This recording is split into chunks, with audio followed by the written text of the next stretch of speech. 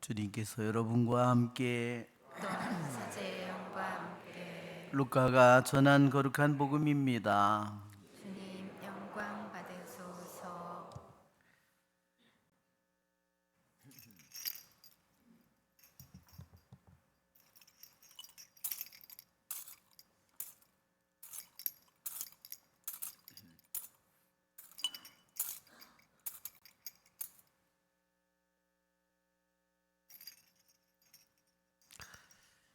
그 무렵 마리아는 길을 떠나 서둘러 유다 산악 지방에 있는 한 고을로 갔다. 그리고 스가랴의 집에 들어가 엘리사벳에게 인사하였다.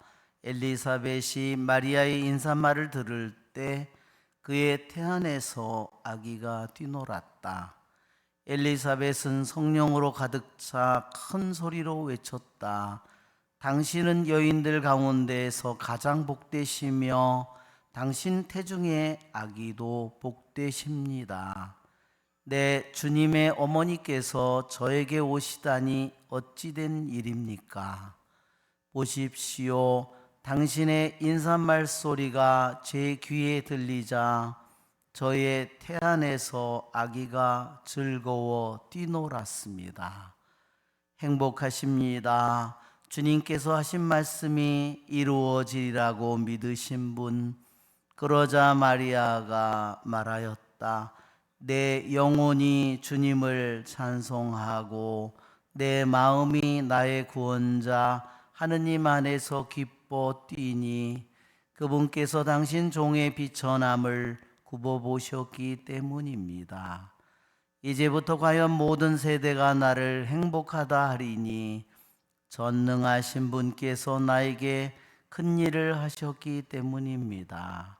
그분의 이름은 거룩하고 그분의 자비는 대대로 당신을 경외하는 이들에게 미칩니다. 그분께서는 당신 발로 권능을 떨치시어 마음속 생각이 교만한 자들을 흩으셨습니다.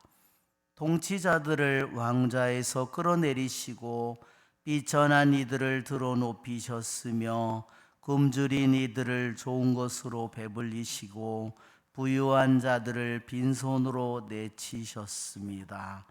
당신의 자비를 기억하시어 당신 종 이스라엘을 거두어 주셨으니 우리 조상들에게 말씀하신 대로 그 자비가 아브라함과 그 후손에게 영원히 미칠 것입니다. 마리아는 석 달가량 엘리사벳과 함께 지내다가 자기 집으로 돌아갔다. 주님의 말씀입니다. 앉으십시오. 참 예수님, 오늘은 성모 승천 대축일 미사를 저희가 함께 봉헌하고 있습니다. 성모님의 승천은 예수님의 승천과 다릅니다. 예수님의 승천은 본래 하느님이시기에 그분은 스스로 하늘로 올라가십니다. 성모님의 승천은 인간이기에 천사들의 도움을 받아서 그분은 하늘로 들어 올림을 받는 것입니다. 어떻게 성모님이 승천하셨을까? 우리는 성경에 구약 성경에 에녹이 하늘로 승천했음을 우리가 이미 알고 있고 엘리야는 죽지 않고 불수레와 불마차를 타고 하늘로 올라갔습니다.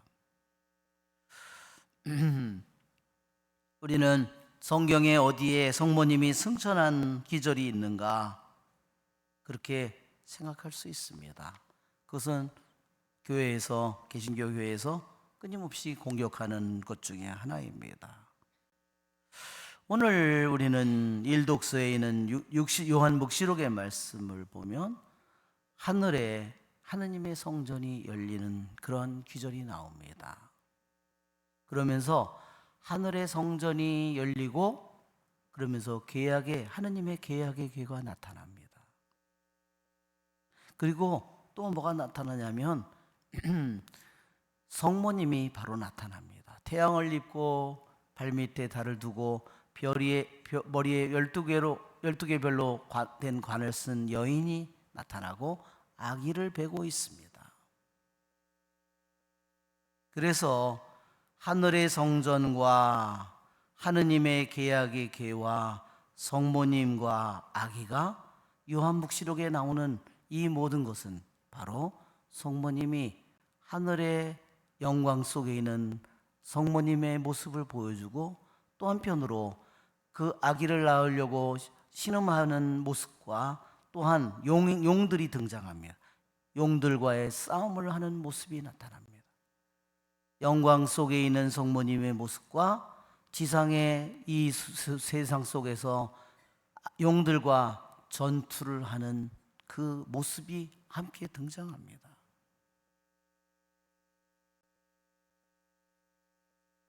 바로 묵시록은 지금 우리들이 살고 있는 이 시대에 우리들의 영적인 싸움을 그대로 보여주는 것입니다. 그러나 반드시 주님께서는 하늘로 올라가시고 그분의 영광이 이제 우리 하느님의 구원과 권능과 나라와 그분께서 세우신 그리스도의 권세가 나타났다. 그분의 승리를 우리들에게 요한복시록은 우리들에게 얘기하고 있습니다. 요한복시록은 그래서 바로 성모님과 계약의 궤와 성모님과 용들과의 전쟁과 그리고 그 끝날은 승리로, 주님의 승리로, 구원으로, 권세로 끝날 것임을 우리들에게 보여줍니다. 여러분, 이 요한묵시록은 성경의 맨 끝부분이죠. 성경에 그러면 맨 앞을 보면 창세기 3장에 하느님이 1장에 인간을 만들고 2장에 그 다음에 하느님께서 흙으로 빚어서 숨을 불어넣으시고 낙원에 살게 하시고 3장에 인간이 죄를 짓습니다. 그때 하느님께서 뭐라고 말씀하시냐면 하느님은 벌을 내립니다. 사탄에게도 벌을 내리고 여자에게도 벌을 내리고 아담에게도 벌을 내리십니다. 그러나 하느님은 벌만 내리시지 않습니다. 왜? 아담과 하와가 자신의 자식이기 때문입니다. 아담과 하와가 하느님의 자신의 이미지이기 때문입니다. 그래서 벌로만 끝내지 않습니다. 마땅히 잘못한 것에 대해서는 벌을 내리지만 하느님은 그에게, 아담과 하와에게, 죄를 지은 그들에게 구원을 약속해 주십니다. 3장 15절에 뱀에게 이렇게 말합니다. 뱀아, 나는 너를 여자와 원수가 되게 하리라. 내 후손을 여자의 후손과 원수가 되게 하리라. 뱀아, 너는 여자를 유혹해서 죄를 짓게 하고 모든 인류에게 죄를 짓게 하고 죽음을 가져오고 너는 승리했다고 믿고 있지? 그래, 너는 내가 그렇게 우습게 생각한 여자에게, 다른 여자에게 내 머리를 짓밟힐 거다. 내 교만한 머리가 여자에게 짓밟힐 것이다. 구원을 이미 3장 15절에서 약속해 주셨습니다. 누구와 누구와의 싸움이죠? 용과 여자와의 싸움입니다. 새 하와는 뱀에 물렸지만 새 하와인 마리아는 어때요? 뱀의 머리를 짓밟을 여인입니다. 그걸로만 끝난 것이 아닙니다. 주님께서는 새 하와를 통해서 뱀의 머리를 짓밟고 우리들에게 영원한 구원을 가져다 줄 것을 약속해 주셨는데, 여러분, 탈출기 40장에는 계약의 궤를 만들어서 봉헌합니다. 계약의 궤를 만들어서 축성합니다. 40장 35절에 뭐라고 말씀하시냐면 그분께서 영광의 구름이 만남의 장막 위에 내려와서 머뭅니다. 모세가 그 안으로 들어가지를 못합니다. 영광의 구름이 내려와서 덮고 그 안을 가득 채웁니다. 이 기절이 바로 탈출기 40장 35절이 에피스키아조입니다. 이것이 바로 천사가 성모님에게 나타나서 성령이 너에게 내려오시고 지극히 높으신 분이 높을 것이다.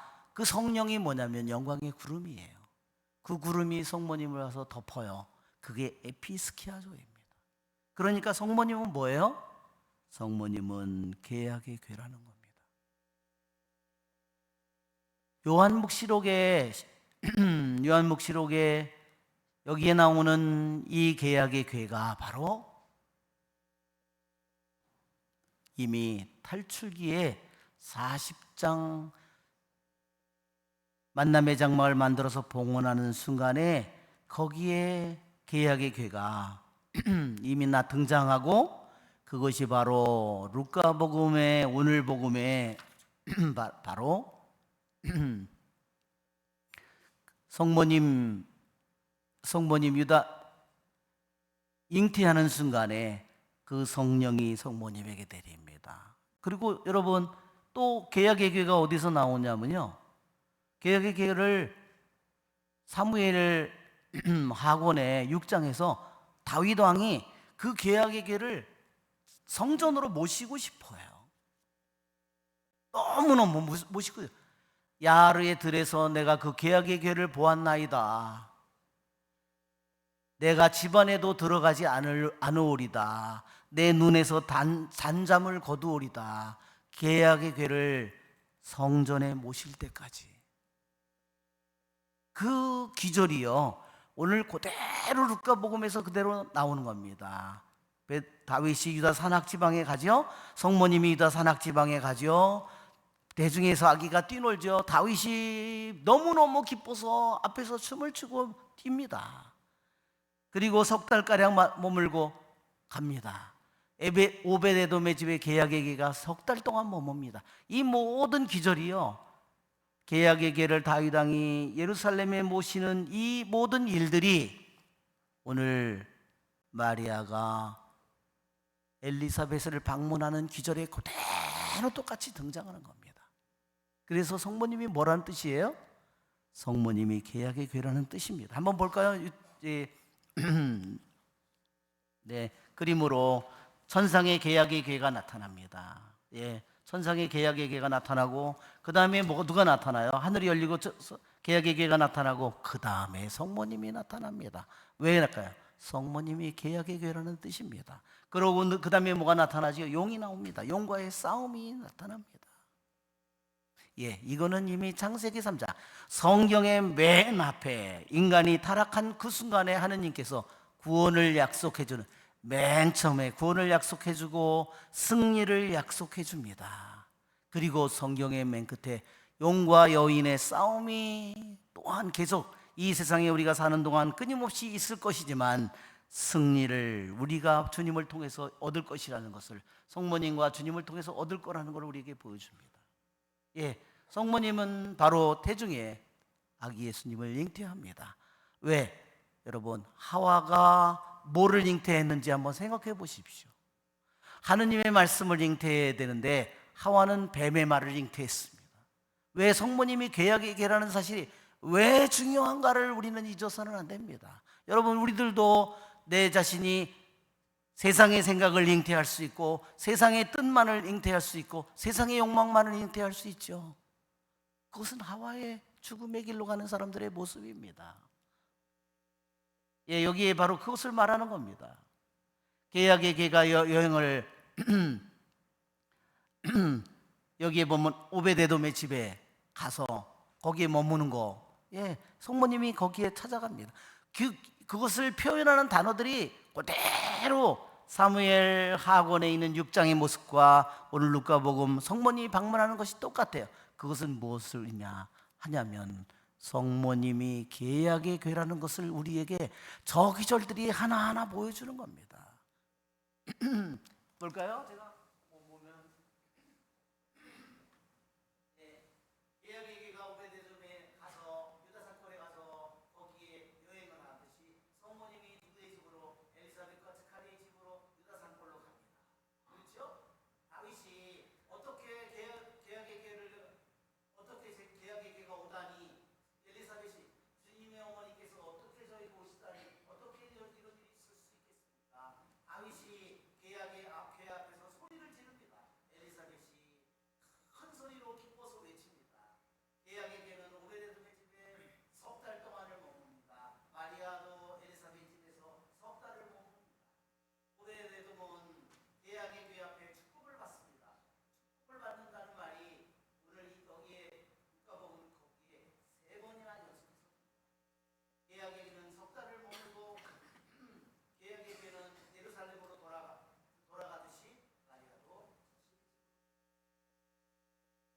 어떻게 이렇게 성모님이 엘리사벳을 방문하는 그 순간의 짧은 표현이 어떻게 계약의 계를 다윗이 맞이하는 그 표현들을 그대로 다 갖다 썼는가? 왜 그렇게 썼을까요? 성모님이 계약의 계라는 겁니다. 여러분, 이처럼 창세기 3장에 나오는 하느님의 구원의 약속이 탈출기의 40장 만남의 장막과 계약의 계를 봉헌할 때, 축성할 때, 그리고 사무엘 6장에 다윗이 예루살렘으로 모실 때, 그리고 그 모든 일들이 루카복음 1장에 성모님이 잉태하는 순간에 성령이 성모님을 덮고, 그래서 성모님을 가득 채우고, 그래서 하느님의 아들이 거기에 잉태됩니다. 그리고 오늘 루카복음 또한 여기에서 바로 성모님이 엘리사벳을 방문하는 그 순간이 바로 그분이 계약의 계라는 사실을 우리에게 분명하게 보여줍니다. 왜 그렇게 계약의 계라는 사실이 중요한가? 조금 전에 말씀하셨듯이 바로 계약의 궤에 저기 계약의 궤를 하와는 뱀의 말을 잉태했고 성모님은 하느님의 말씀을 잉태하기 때문입니다. 그것을 다 설명할 시간이 없기 때문에 그래서 짧게만 이렇게 제가 말씀을 드렸습니다. 그래서 성모님의 이러한 모든 모습은 계약의 계이고 하늘의 성전 속에 있는 계약의 궤, 그리고 그 성모님 용과 싸우는 전투를 벌이고 있는 이 성모님의 모든 모습은 우리들로 하여금 성모님을 통해서 하와처럼 패배하지 말고 우리들도 성모님께 기도하고 성모님처럼 우리들도 승리하는 사람이 되도록, 우리도 승리의 노래를 영원히 부를 사람으로 우리가 초대받았음을 기억하고 감사하기 위해서입니다. 우리의 좋으신 주님을 찬미합시다. 일어서십시오.